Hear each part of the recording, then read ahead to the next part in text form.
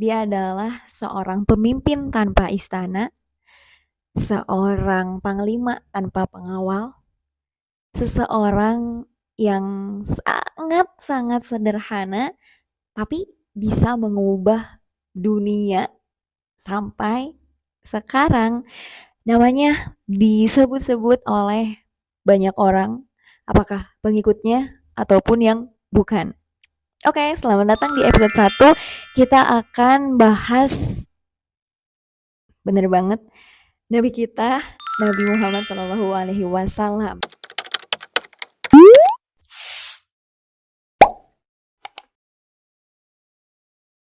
Assalamualaikum guys. Hai. Selamat datang di Garis Waktu Tokoh episode 1. Garis Waktu Tokoh. Wow, kayaknya minggu lalu kita belum sebutin channel ini ya namanya. Kita akan membahas, yes, bener banget, Nabi Muhammad SAW.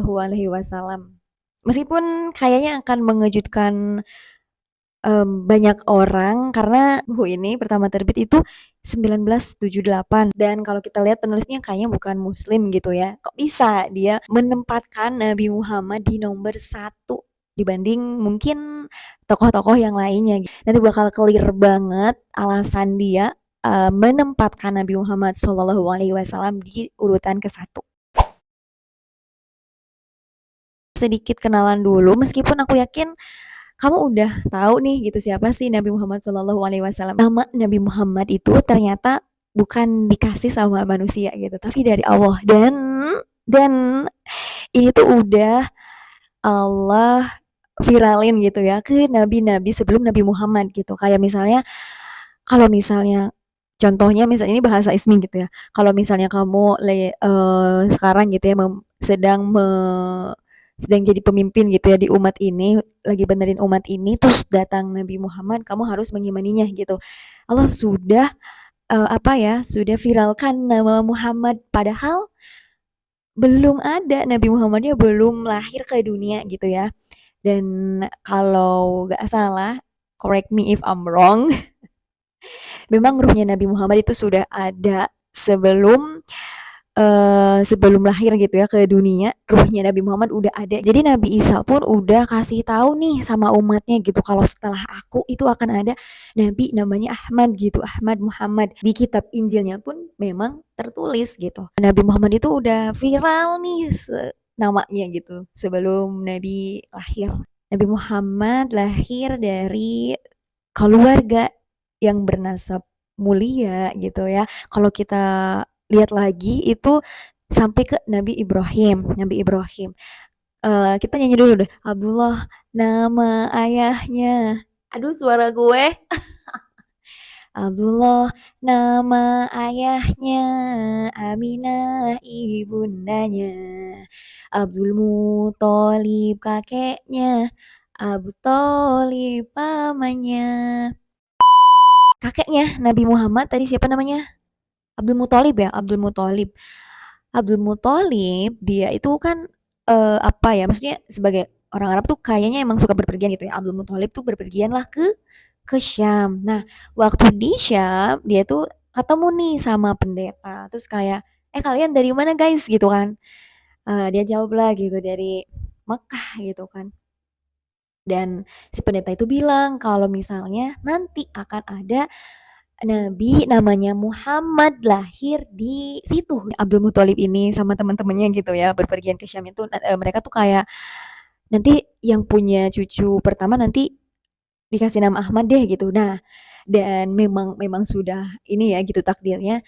Yang pertama punya cucu itu adalah Abdul Muthalib, dan Abdul Muthalib pun memberi nama Muhammad. Tuh Abdullah itu wafat waktu Nabi masih di dalam kandungan.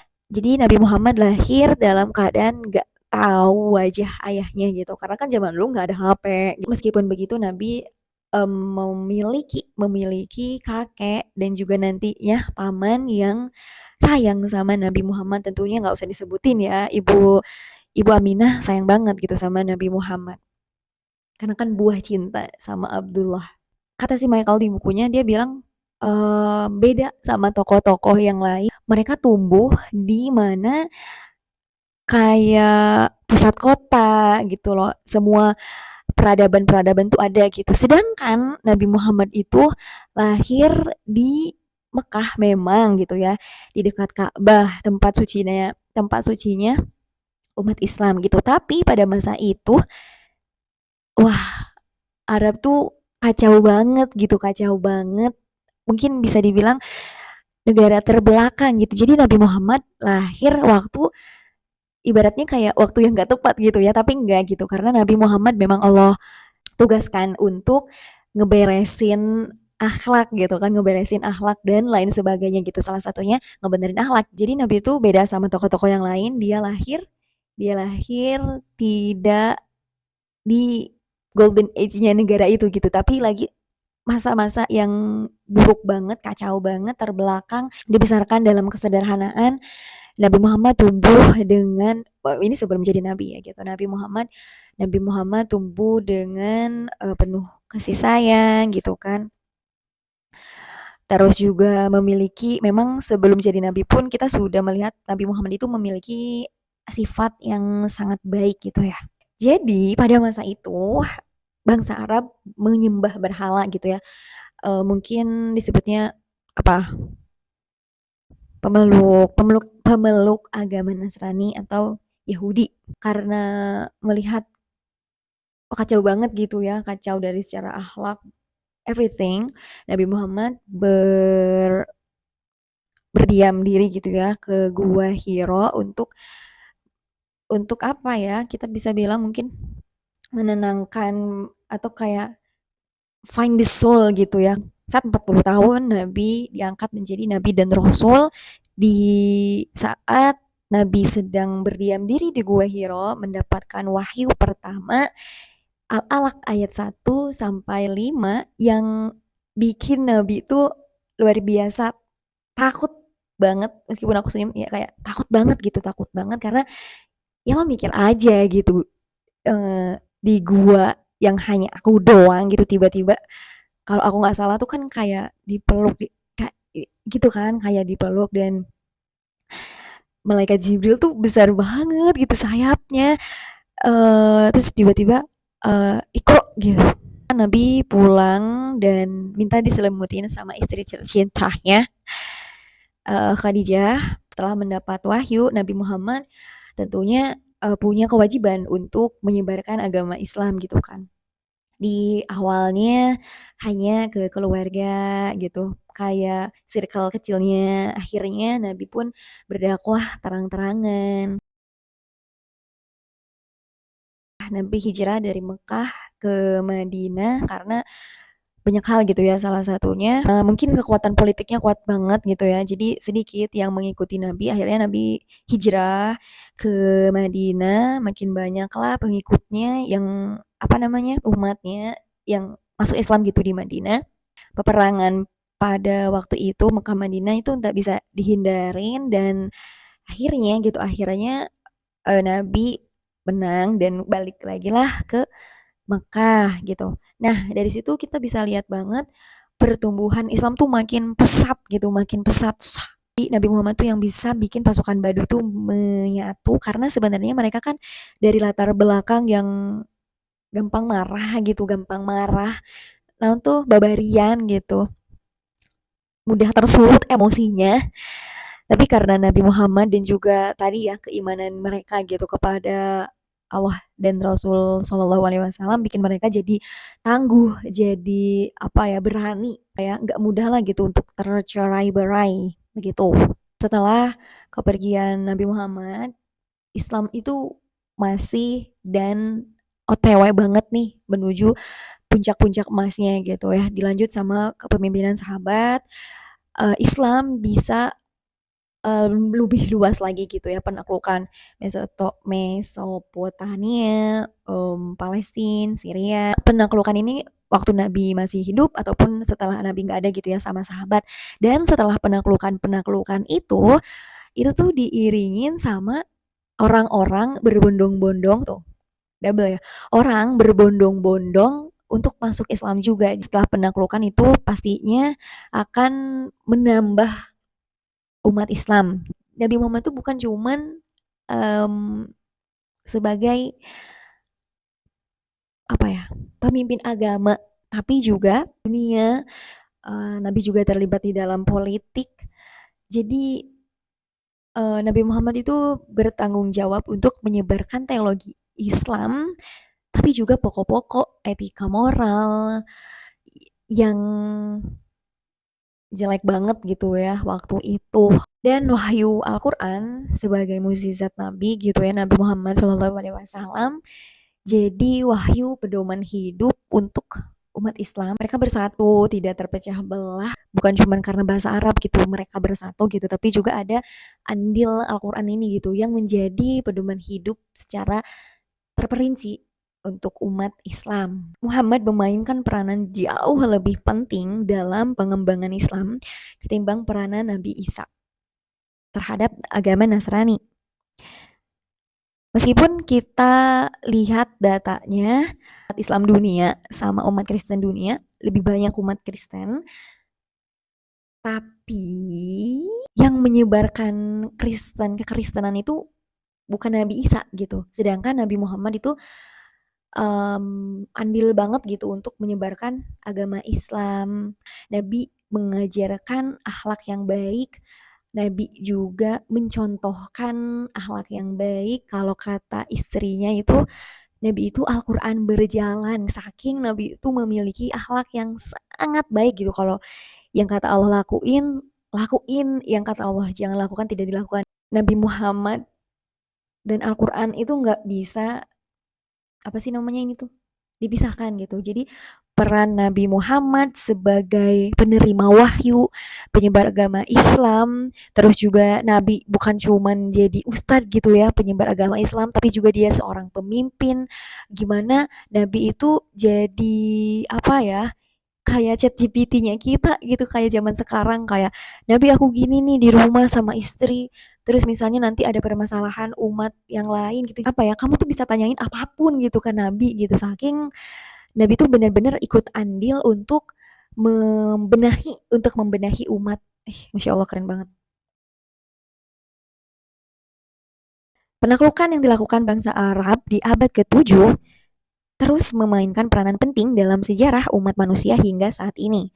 Dari segi inilah saya menilai adanya kombinasi tak terbandingkan antara segi agama dan segi duniawi yang melekat pada pengaruh Muhammad. Sehingga saya menganggap Muhammad dalam arti pribadi adalah manusia yang paling berpengaruh dalam sejarah manusia. Nabi memimpin, Nabi wafat, itu Islam masih tetap ada yang lanjutin sampai sekarang. Itu kan apa ya, Masya Allah banget gitu ya kalau kita lihat perjuangannya Nabi berdakwah dari yang mau dibunuh lah, apalagi ya dilemparin kotoran lah gitu. Gimana Nabi tuh sabarnya, terus juga apa sih, eh, bahasa kita tuh mungkin tekun, rajin. Kalau kita lihat gitu ya, memang banyak sekali pengorbanan. Yang paling aku suka di apa ya, ceritain Nabi Muhammad tuh sebenarnya, aku jadi makin tahu waktu baca ini tuh kayak, oh iya ya gitu. Ternyata Nabi tuh bener-bener apa ya? Kalau sekarang mah bahasanya teh, ustadz iya, pejabat iya, presiden iya, suami idaman iya, ayah iya, laki-laki green flag iya. Jadi everything itu ada di Nabi Muhammad, dan ya nggak ada yang ngalahin lah. Tapi ini bukan kalah menang ya, tapi kalau kita urutin emang paling bener gitu, paling Nabi Muhammad. Oke guys, seru banget sih dan sedikit nervous. Bukan sedikit sih, banyak. Memang kita harus banget tahu siapa sih gitu Nabi Muhammad sebagai seorang muslim ya, karena ini bukti cinta gitu dengan kita belajar tahu gimana perjuangannya, sejarahnya. Itu jadi salah satu bukti gitu kalau kita tuh cinta, bukan cuman di mulut doang gitu, tapi ada actionnya. Kalau ngomong di video jadi malah lupa gitu. Nanti kita diskusi di kolom komentar, ada yang mau nambahin atau mungkin aku ada yang salah ngomong, boleh banget tolong dikoreksi. Dan ya, Kalau kita ngomongin ke episode 2, seorang ilmuwan, mungkin kalian bisa tebak deh di kolom komentar kira-kira ilmuwan ini siapa gitu. Karena kan banyak ya yang berpengaruh. Maksudnya ilmunya sampai sekarang kita tahu gitu, terpakai sampai sekarang. Kira-kira ilmuwan siapa nih yang ada di episode 2? Boleh ditunggu di episode 2. Jadi jangan lupa untuk subscribe dan nyalain loncengnya biar episode 2-nya nggak ketinggalan. So, terima kasih. Arigatou gozaimasu. Syukran. Hatur nuhun. Sheshe. Thank you. Kamsahamnida. Terima kasih. Bye-bye dulu.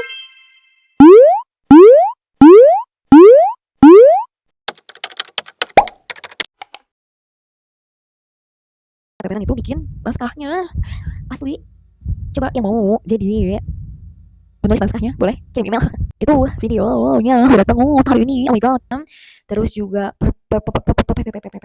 peperangan. Oke, ini kita mulai dari mana ya? Kita mulai kat umat Islam dunia sama umat Islam umat Islam apa sih gitu ya, apa sih? Aku lupa lagi guys, sorry ya. Usia 40 tahun, bentar. Banyak, aku lupa lagi ceritanya. Intinya, oke bentar guys, kesemutan loh aku. Sorry guys, sorry. You will never look alone. Aku kalau jadi idol cocok gak sih? Enggak sih kayaknya. Seneng banget gitu, seneng banget. Aduh aku lupa lagi senengnya banget. Kenapa lagi? Nanti kata aja ya kalau salah ngomong. Assalamualaikum guys, udah kerekam kan? Buku ini kan pertama terbit, buku ini. Bukunya mana? Dia adalah seseorang, bukan seseorang ya. Kat, dia itu kayaknya gak enak sih. Aku belum apa pemimpin, panglima, disebutnya ditulis. Aduh, kok suara gue? Harusnya sedikit banyaknya mengejutkan banyak orang. Gimana sih? Oke. Jadi kita buka dulu bukunya guys.